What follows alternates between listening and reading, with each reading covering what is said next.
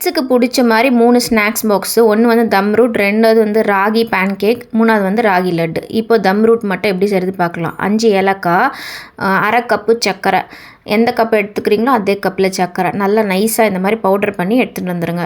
இப்போது 2 முட்டை நல்லா போட்டுட்டு நல்லா பீட் பண்ணிக்கணும். கிட்டத்தட்ட ஒரு ஃபோமி டெக்ஸ்டர் வர வரைக்கும் உங்கள் கிட்ட வந்து பீட்டர் இருந்துச்சுன்னா பீட்டர் யூஸ் பண்ணுங்கள். அப்படி பீட்டர் இல்லைன்னா ஜஸ்ட் விஸ்கர் வச்சு நல்லா பீட் பண்ணிக்கோங்க.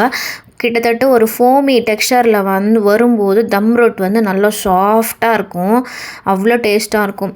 நம்ம நார்மலாக எக்கு கொடுத்தா பசங்க சாப்பிட மாட்டாங்க. வேற இந்த மாதிரி நம்ம கேக் மாதிரி செஞ்சு கொடுக்கும்போது அது வந்து தெரியாமல் அவங்க சாப்பிட்ருவாங்க. அவ்வளோ டேஸ்ட்டாக இருந்துச்சு தம் ரோட்டு. இப்போ 2 எக்கை வந்து நல்லா ஃபோமி டெக்ஸ்டராக நல்லா பண்ணதுக்கப்புறம் இப்போ நம்ம அரைச்சி வச்சுருக்கோம்ல சர்க்கரை, பவுடர் பண்ண சர்க்கரை, அதையும் சேர்த்து நல்லா திருப்பி அகெயின் வந்து ஃபோமி டெக்ஸ்டரில் வர வரைக்கும் அந்த சர்க்கரைலாம் நல்லா கம்ப்ளீட்டாக கரையணும். அது வரைக்கும் நல்லா வந்து பிளெண்டரில் அடிச்சுக்கோங்க. அப்படி பிளெண்டர் இல்லைன்னா உங்ககிட்ட விஸ்கர் வச்சு விஸ்க் பண்ணிக்கோங்க. அது கூட பார்த்திங்கன்னா நம்ம எந்த கப்பில் சர்க்கரை மெஷர் பண்ணணுமோ அரை கப்பு இல்லையா, இப்போது அரை கப்பு சர்க்கரை, 2 முட்டைக்கு 1 கப்பு ரவை, நம்ம வந்து நார்மலாக உப்புமா ரவை இருக்கும்ல அதுவும் ஆட் பண்ணிவிட்டு நல்லா கட்டியில் அது மாதிரி க்ளீனாக கலக்கிக்கோங்க. நல்லா கம்ப்ளீட்டாக சுகர், எக்கு, ரவை 3மே வந்து கம்ப்ளீட்டாக பைண்ட் பண்ணிக்கணும். இதுக்கு முன்னாடி சேனலுக்கு ஃபஸ்ட் டைம் வந்திங்கன்னா கண்டிப்பாக சப்ஸ்கிரைப் பண்ணிவிட்டு லைக் பட்டனை ஹிட் பண்ணி பாருங்கள்.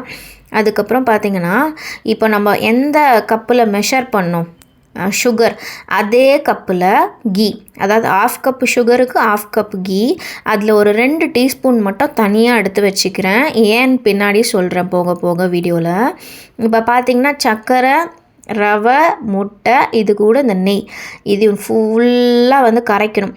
ஃபஸ்ட்டு நெய் வந்து அதிகமாக இருக்கிற மாதிரி தான் உங்களுக்கு தெரியும். பட் கரைக்க பார்த்திங்கன்னா அதோட இந்த ரவை எக்ஸோட பாருங்கள் இந்த மாதிரி கம்ப்ளீட்டாக மிக்ஸ் ஆகிடும். சப்போஸ் உங்கள்கிட்ட கீ அதாவது கீ வந்து ரொம்ப கஷ்டம், கீ வந்து ரொம்ப காஸ்ட்லி, அதை யூஸ் பண்ண முடியாதுன்னா வெஜிடபிள் ஆயில், அதாவது சன்ஃப்ளவர் ஆயில், அந்த மாதிரி ஆலிவ் ஆயில், அந்த மாதிரி வாசனை இல்லாத எண்ணெயை ஆட் பண்ணிக்கோங்க.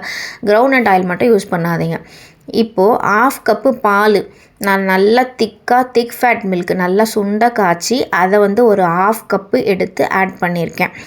உங்களுக்கு வேணும்னா கண்டென்ஸ்டு மில்க்கு கூட ஆட் பண்ணிக்கலாம். என்கிட்ட கண்டென்ஸ்டு மில்க்லாம் வேஸ்ட்டு, நான் அஃபோர்ட் பண்ண மாட்டேன் எப்போவுமே.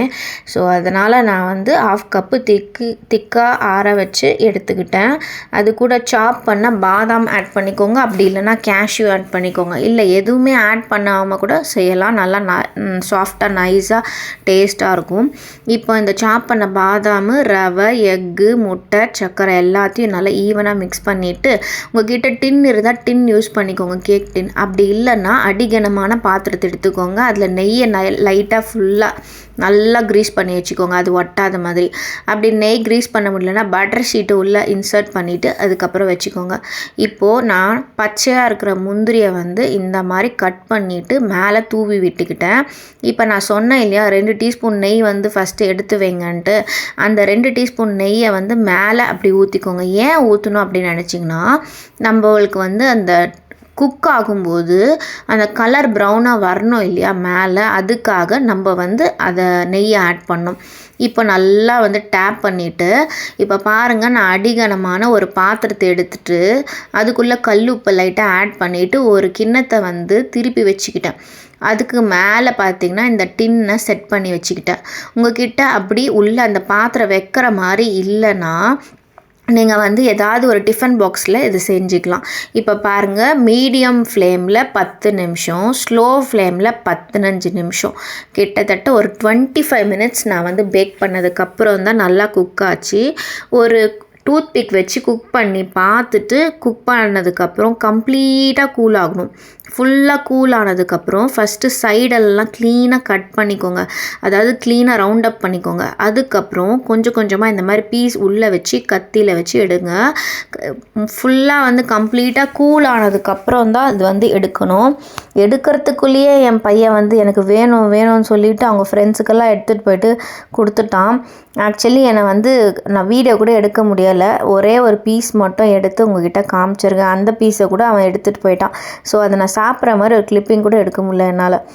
பார்த்திங்கன்னா செம்ம சாஃப்ட்டு, கண்டிப்பாக ட்ரை பண்ணி பாருங்கள். இப்போது நெக்ஸ்ட்டு ராகி பேன் கேக்கு.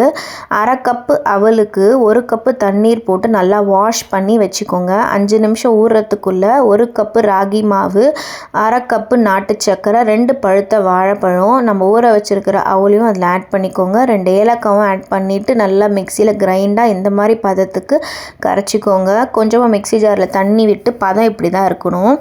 இது கூட பார்த்திங்கன்னா ஒரு தோசை தாவை எடுத்துகிட்டு மிதமான சூட்டில் ஆயில் அப்படி இல்லைன்னா க்ரீஸ் பண்ணிக்கோங்க. ஆயில் அப்படி இல்லைனா க்ரீஸ் பண்ணிக்கோங்க. இப்போ எவ்வளோ மெலிசாக ஊற்ற முடியுமோ அந்த மாதிரி ஊற்றுங்க.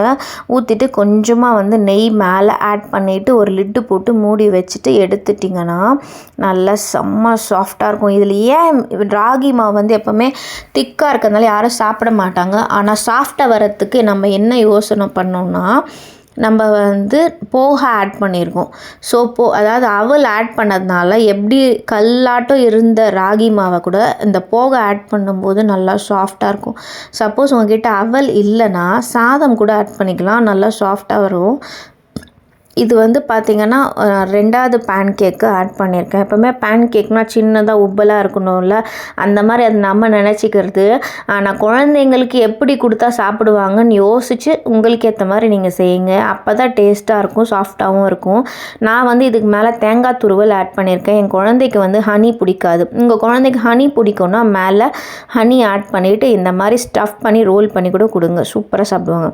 நெக்ஸ்ட்டு ராகி லட்டுக்கு ஒரு 3லேருந்து 4 டீஸ்பூன் கீ ஆட் பண்ணிவிட்டு கிட்டத்தட்ட ஒரு 1/2 கப்பு ராகி மாவு எடுத்துகிட்டு அந்த நெய்யிலேயே பச்சை வாசனை போகிற வரைக்கும் இந்த மாதிரி வறுத்துக்கோங்க.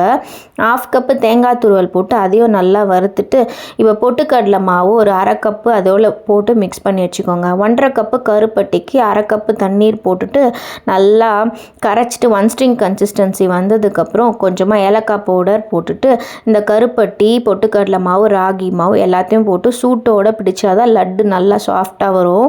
இப்போ பார்த்திங்க எல்லாத்தையும் நல்லா மிக்ஸ் பண்ணிவிட்டு ஈவனாக நல்லா ரவுண்டு பண்ணி வச்சுக்கோங்க. இந்த லட்டு மட்டும் பார்த்திங்கன்னா கிட்டத்தட்ட ஒரு 20 டேஸ் ஆனாலும் கண்டிப்பாக கெடாது. கண்டிப்பாக ட்ரை பண்ணி பாருங்கள். இந்த 3 ரெசிபி பிடிச்சிருந்தா லைக் பண்ணி, ஷேர் பண்ணி, சப்ஸ்கிரைப் பண்ணுங்கள்.